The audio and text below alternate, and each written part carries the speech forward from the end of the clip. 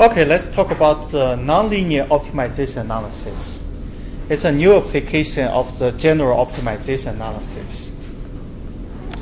I want to use the example to show everyone how to perform this kind of optimization analysis. Nonlinear. We have been learning the linear optimization, right? What is the key feature of a linear relationship? So it's all with plus and minus where? Yes, the relationship between the influencing factors are either addition or subtraction. Yeah. In a nonlinear optimization, the relationship between the decision variables are not addition or subtraction. They are either multiplication or division or square roots, right? Yeah, those kind of relationships. Those kind of questions will be addressed as a nonlinear optimization analysis. Let's take a look at this example. It's a pretty useful example. Coco Wireless is a telephone communication company. Plans to build a new mobile phone tower to cover Akron, Canton, Cleveland, and Youngstown. To ensure the coverage quality, the distance between the new tower and the downtown area of each city cannot exceed 40 miles.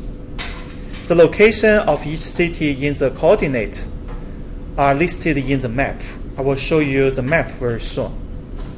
Where should be the location of the tower in the coordinate? So everybody got an overview about this question? Can I move to the map? Yes, question. No, I just Okay, yeah. Take a look at the question and then I will show you the map. The coordinate map.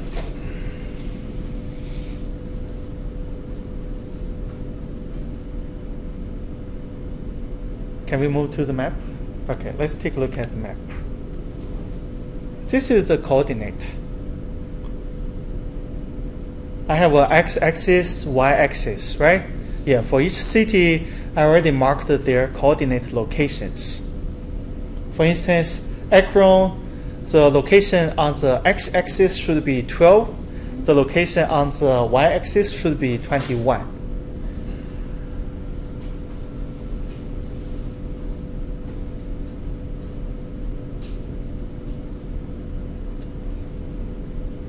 How can we address this issue? I have the following questions for everyone. First, what should be the decision variables? it should be Ayman, what do you think? area. The area? They cannot go above 40 kilometers per miles. That's a very good point. Yes, that's a very good point. If you want to get a very reliable coverage, the tower must be as close as to the location, right? As close as to the city. Yeah. That's why if you move to the rural area, your phone coverage is usually not very good because usually the towers will be set up in the major cities. If you are far away from the major cities, your coverage, your signals are not very strong. Yeah. So in order to provide a quality coverage, you want to put the tower as close as to the 4 cities, right? Yeah. As the teacher said, the distance between the downtown area of each city to the tower cannot exceed 40 miles. Yeah. If you go beyond 40 miles, then the coverage quality will not be very reliable. That's a very good point. But should this point as the constraint or the decision variable? That's my question. I think it's Constraint, right? Yeah, Constraint, yeah. What should be the decision variable then? the quality of the notes.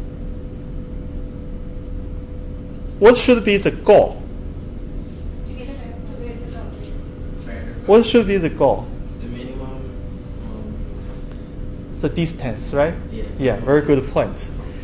As I just said, in order to get a better quality, you want to set up the tower as close as to the 4 cities, right? If you have 1 city, obviously you want to set up the tower in the downtown area of that city. But we cannot do that in this case because we have 4 cities. We have to balance the distance between the tower and each city, right? Yeah. What should be the goal? The goal, as Ada said, we want to put the tower as close as to the 4 markets. Yeah. So we have to calculate what? The distance between the tower and each downtown, right? This is what we want to calculate. Yeah. How can we make the tower as close as to each downtown? We have to calculate the distance between the tower and Akron, the distance between the tower and Canton, the tower and Cleveland, the tower and Youngstown, right? We have to calculate the 4 distances and then add them together. And then we want to minimize the total of the distances between the tower and the 4 cities. Yeah. This is how we achieve the goal, right? Put the tower close to the cities. Yeah. What should be the decision variable then?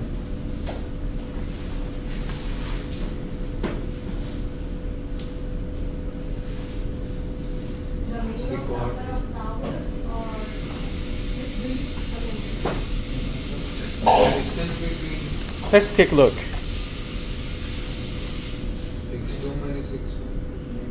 Yeah, very good. You find the solution, right? Let's use a letter X to represent the location of the new tower on the x-axis. Y to represent the location of the new tower on the y-axis, right? Yeah. Let's use X and Y to represent the locations on each axis. Yeah.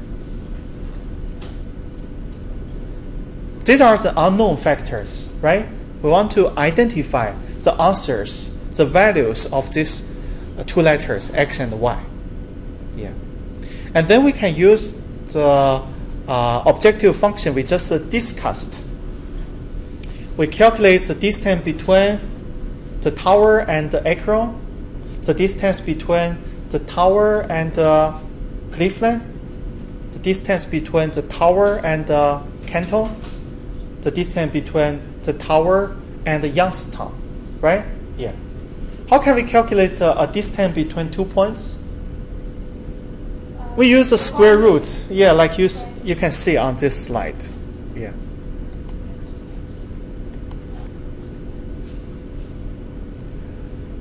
Let's say you want to calculate the distance between Cleveland and the tower, right? Phi is the x value of the city of Cleveland in the coordinate. 45 is the y location of Cleveland in the coordinate. And then you can use this equation to calculate the distance between the tower and Cleveland. Teja? Is that 5 and 45 less than rest of the cities, or? Those are the x and y values for Cleveland inside of this coordinate. Yeah. The location of each city are already known, right, in the coordinate. What we don't know is the location of the tower. In order to calculate the location between the tower and each city, we have to use this equation. Our goal is to minimize the total of the distances. Now we figured out the goal, the decision variables. We also just talked about the constraints, right? What should be the constraints? The distance between this coordinate and the place where the tower is placed should not be more than 40 miles, yes, very good. Yeah. These are the constraints we have. Yeah. So we just calculate the distance between the tower and each city. And then the distance cannot exceed 40 miles. Yeah. Next, I want to show everyone how to perform this analysis in Excel.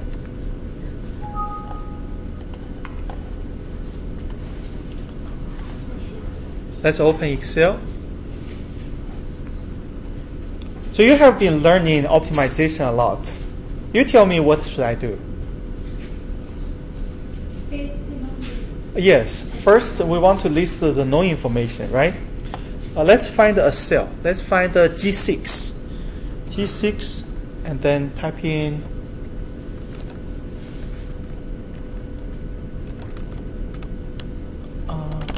let's see. Let's find the H6 first. Let's type in X location. And then in I6, let's type in Y location. And then in G7, let's type in tower. In G8, let's type in Akron, and then Canton, Cleveland, Youngstown.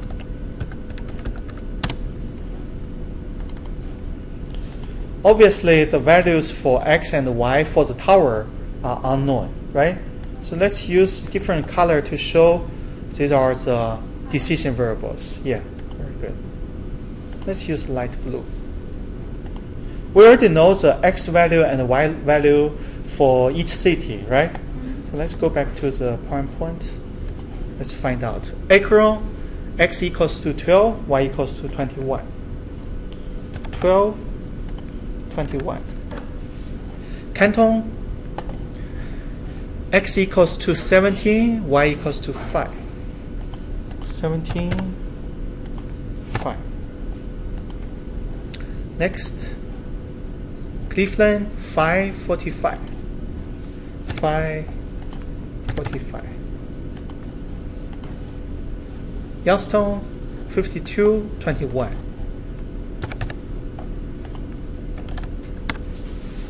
Youngstown is a little far away from the cluster, right?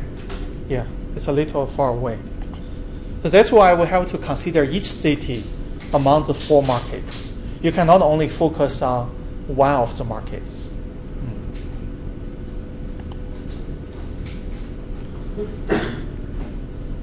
Next, in cell G6, let's type in distance to the tower. Distance to the tower. Obviously, we need to calculate the distance by using the equations you just saw, right? The square root equations.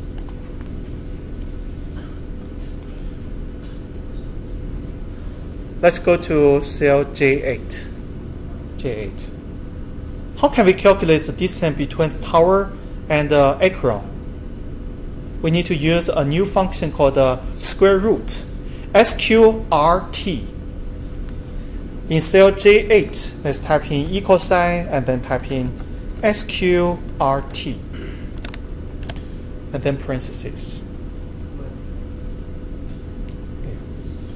We need to build the 2 squared values, right? Yeah. First, let's type in a pair of parentheses, and then go inside of the inner parentheses. What we want to do is to click on cell H8 minus cell H7. And then after the ending parentheses, type in triangle. You can find this symbol on your keyboard. It's on the number 6 key. You can find it on the number 6 key. After this little triangle, type in 2. Yeah. This is how you present the squared value in Excel software. Yeah. Can't it be like 7 minus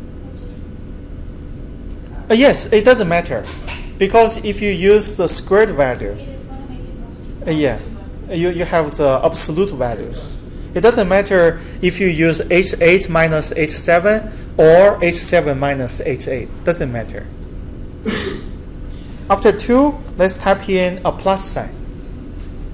And then we want to type in another pair of parentheses.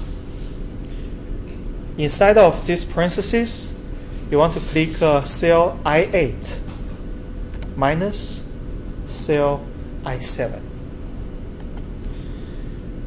And then after the ending parentheses, type in another little triangle, and then type in 2. And then type in the ending parentheses. This is how you build this function.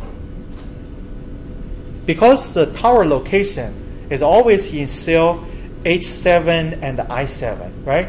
They don't change. So why don't we use absolute reference? Let's select H7 and then press F4 button on your keyboard.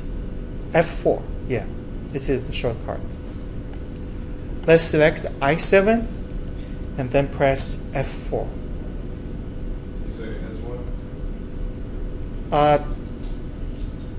No, select H7 and then press F4 button. F4, yeah. F4 key on your keyboard. Yeah. And then the reference will change to $H$7. Yeah. Do the same for I7. Let's press enter.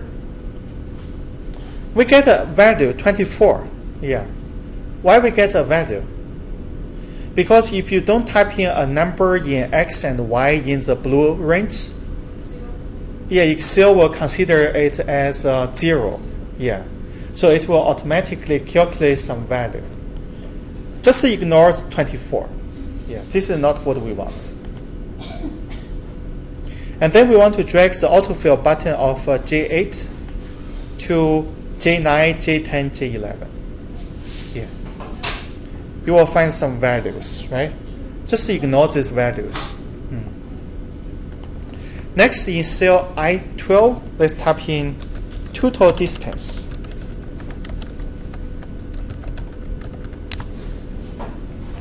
Total distance. Obviously, in cell J12, we need to calculate the sum of all of these 4 distances, right? Click on J12 and then type in an equal sign, and then we want to use the sum function. Just select the 4 ranges. Sum J8 to J11. Press enter. We have to ignore this value, right? Yeah. Obviously, some values are not correct because we said the distances cannot exceed 40 miles. In cell J10, J11, they are obviously more than 40 miles already. That means if you, according to these values, you will not get any signal in Youngstown and Cleveland. Yeah. Let's click on cell J12. J12. And then change the background color to yellow. That means this is the objective function, objective cell, right? Objective cell. Next, let's go to K6. Let's type in constraint. What is the constraint? 40 miles. Yes, no more than 40 miles. Let's click K8 and then type in 40. And then we just drag the autofill button of K8 to K9, K10, K11.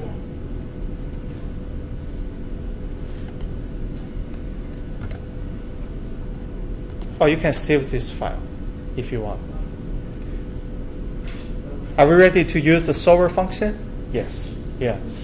Actually, if you are very familiar to solver, the solver setup is very similar to the linear optimization. Let's click data. And then click solver.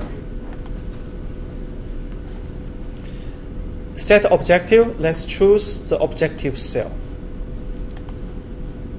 We want to minimize or maximize?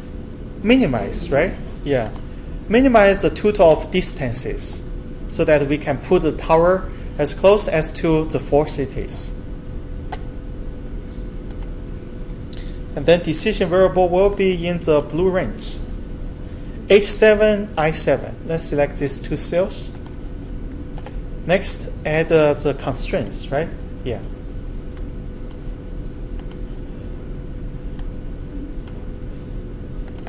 In the left-hand side box, we choose J8 to J11. Less than or equal to the right-hand side values, right? And then click OK or add, either way. Click OK. And then check the box before make unconstrained variables non-negative. Yeah. Next step is very important. Yes. The objective variables should be in cell J12. J12. Question? What is J12 is the objective variable. Let me show you. It is the total of 4 distances. Yeah. So what you can do is to use equal sign sum, and then inside of the parentheses, J8 colon J11. Yeah.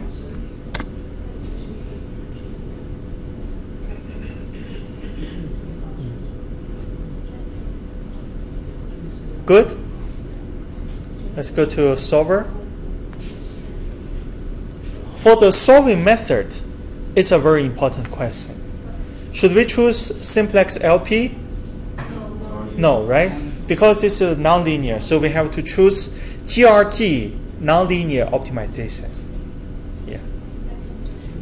What if I choose a simplex LP by mistake? The software will report the linearity is not satisfied error. Yes. Yeah, you can try it. Because you already set up the relationship in a nonlinear relationship, right? If you force the software to use a linear relationship, linear method, the software will report an error. Yeah. Let's take a look at the correct way. Let's choose nonlinear as the solving method first.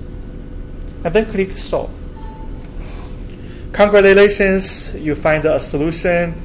Let's keep the solution and then click OK. Do we get the answer? Yes. Yes, we get the answer. We should set up the tower at x equals to 12, y equals to 21, about 21. Let's check the constraint.